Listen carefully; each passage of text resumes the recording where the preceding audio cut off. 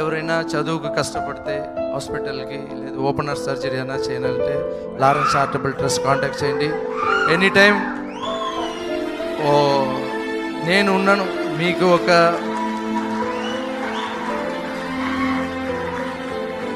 ఒక పని మనిషిగా పని చేయటానికి ఆ దేవుడు పని మనిషిగా నేను ఉన్నాన్ని మర్చిపోవద్దు. ఎనీ టైం మీరు అడగవచ్చు.